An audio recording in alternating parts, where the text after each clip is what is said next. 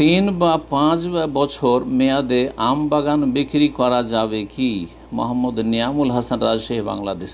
যে আম বাগান বিক্রি করা 3 বছর 5 বছরের জন্য, এটা রাজশাহী, চাঁপায়ে, বাংলাদেশের ভিতরে, আর পশ্চিমবঙ্গে মালদা, মুর্শিদাবাদ এগুলোতে, কারণ এগুলোতে রয়েছে আম বাগান অনেক বেশি। তো আম বাগান এরা 5 বছর 7 বছরের জন্য বিক্রি করে। আর এক শ্রেণী ব্যবসায়ীরা এটাকে বলে পাতায় কিনে নেওয়া, পাতায় আম বাগান কিনে নেওয়া বলে, এটা জায়েজ নয়। রাসূলুল্লাহ সাল্লাল্লাহু আলাইহি ওয়াসাল্লামের এই মর্মে বেশ কিছু হাদিস রয়েছে।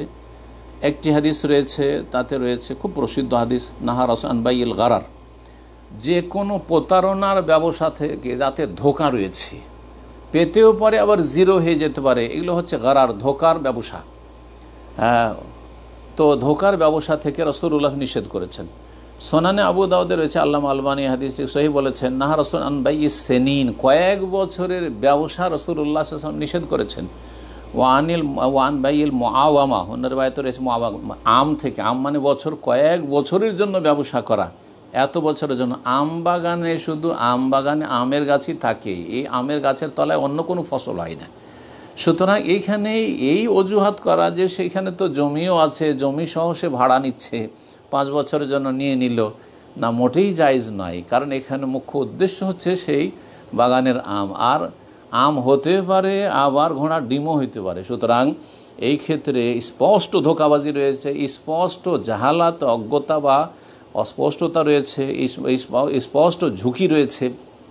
অনেক সময় এত বেশি আম হইল যে বিক্রেতা পরে আক্ষেপ করছে, হাই রে, আমি মাত্র 50,000 টাকা বিক্রি করেছি, আর সে 5 লাখ টাকা 10 লাখ টাকা ইনকাম করলো, ওরও আক্ষেপ।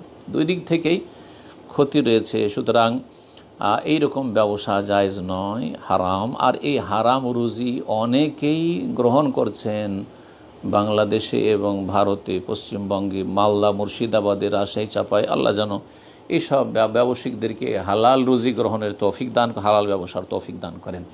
হ্যাঁ, যদি এমন বাগান হয় যে ছোট ছোট গাছ আছে, তার সাথে জমিতে চাষাবাদও হচ্ছে, জমি সহ নিল, আর জমিতে চাষাবাদ করে কিছু ফসল হচ্ছে, জমিটা নিয়েছে, তাহলে মুখ্য উদ্দেশ্য জমি ভাড়া নেওয়া, আর তার সাথে আপনার গাছ থেকে যা ফল এলো।